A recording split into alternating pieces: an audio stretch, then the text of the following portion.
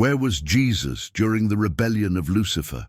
This question has haunted theologians for centuries. The answer will challenge everything you thought you knew about the greatest conflict ever fought. The eternal throne pulses with absolute authority. Two figures share the same glory, even before the first galaxy spun into existence. The Father and the Son, in perfect communion. Among the heavenly courts, a cherub walks between sacred flames. Lucifer, the most perfect creation ever formed. Unmatched beauty, supreme wisdom, crafted by the very words of Jesus to cover the divine throne. Until the impossible occurs, I will be like the Most High. The first rebellion explodes like a cosmic thunderclap. The most beautiful angel becomes the darkest adversary. Heaven splits into mortal war. Michael draws his celestial sword. Legions of angels align for battle. The dragon and 1/3 of the host roar a challenge against the Creator. But where was Jesus during this cosmic war? The eternal Son, who created every cherub, every seraph, every principality and power. The one whose word sustains entire universes. Did he fight alongside Michael, wielding heavenly weapons, commanding armies against the rebel? I saw Satan fall like lightning from heaven. This declaration by Christ himself reveals a shocking truth. Jesus was not absent. He was not taken by surprise. He was not defenseless. He was exactly where he needed to be. His position during the greatest battle ever fought hides a mystery that explains why God allowed the rebellion, why the Creator observed his most beautiful creation turn against him, and why Satan's fall was not divine defeat, but eternal strategy. The truth will transform your understanding of spiritual warfare, of God's plan, and of who truly controls the battle between good and evil. Prepare yourself to discover where Jesus was when the impossible happened.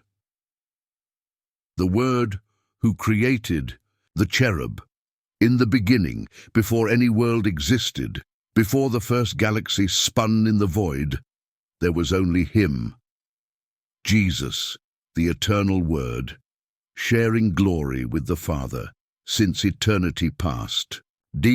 When God decided to create, it was through the Son that everything came into existence. John makes this crystal clear. All things were made through him, and without him, nothing was made that was made. Every atom, every star, every angel, all created by the powerful word of Jesus. Among all angelic creations, one surpassed all others in beauty and perfection, Lucifer. The prophet Ezekiel reveals astonishing details about this extraordinary being. You were the model of perfection, full of wisdom and beauty. Your clothing was adorned with every precious stone, sardius, topaz, diamond, beryl, onyx, jasper, sapphire, carbuncle, and emerald. Gold was worked artfully over your body. Here lies the mystery few understand. It was Jesus who created him. By the very words of the Son, Lucifer came into existence. The same Jesus who would later walk the dusty streets of Palestine was the one who formed the most magnificent cherub ever created. The irony is devastating, the Creator forming the one who would become his greatest adversary. Lucifer was not an ordinary angel. Ezekiel describes him as the anointed guardian cherub. He had direct access to God's throne, covering the holy place with his wings. Blameless in all his ways from the day he was created. Imagine the scene, Jesus, through his creative word, forming this being of unparalleled beauty. Every detail planned with divine perfection, every attribute granted with eternal purpose, wisdom, beauty, privileged position, all the work of the Son. And Jesus knew exactly what he was doing. The Creator was not surprised by the future rebellion. When he formed Lucifer, Jesus already knew the end of the story. He foresaw the pride that would arise in the cherub's heart, the 5 declarations of rebellion that would destroy celestial harmony, the war that would divide heaven, and yet he created him.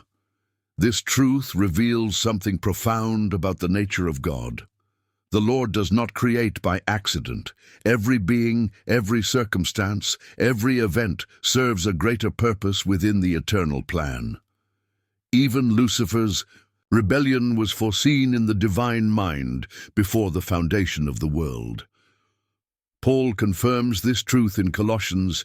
In him all things were created, in heaven and on earth, visible and invisible, thrones, dominions, principalities, and powers. All were created through him and for him. Thrones, dominions, principalities, powers. The entire angelic hierarchy came into existence through Jesus. This includes Lucifer in his original position as guardian cherub. There was something unique about the relationship between Jesus and Lucifer. Among all angelic creatures, this cherub was placed closest to the throne. He walked among fiery stones, a reference to the holy place where God's glory manifests most intensely. Lucifer was literally the masterpiece of Jesus' angelic creation. And here lies the central mystery. If Jesus created Lucifer, perfect, knew his future, foresaw his rebellion, where was the sun when everything fell apart? The answer begins to form when we understand that the relationship between creator and creature is never equal. No matter how perfect Lucifer was, no matter what privileges he possessed, he remained a creature. Jesus was his creator.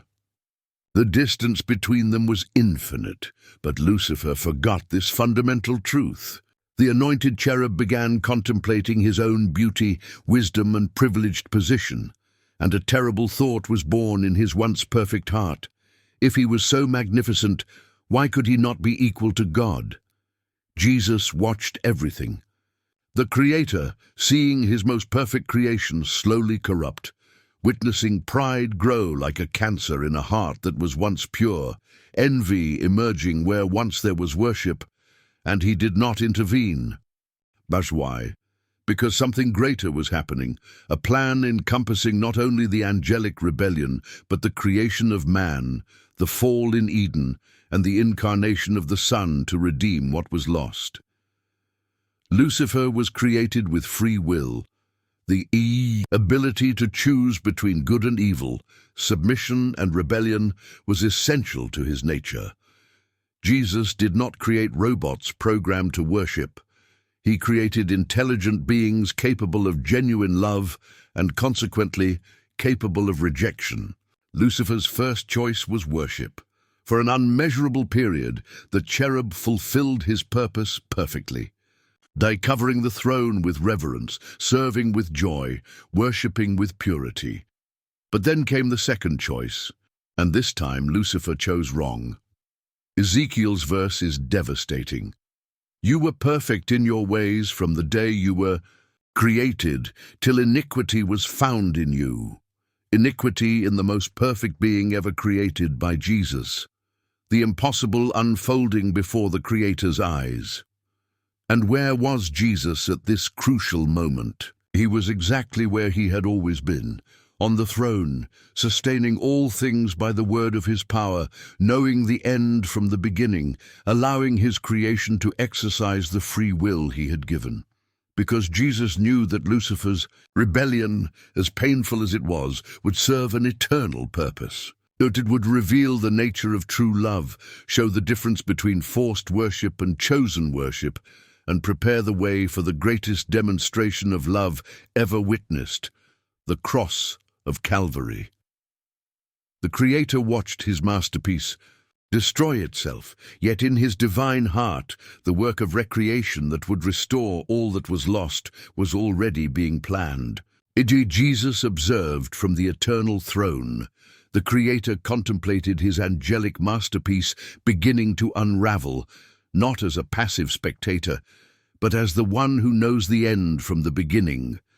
The Word who formed Lucifer now witnessed the impossible, perfection choosing imperfection.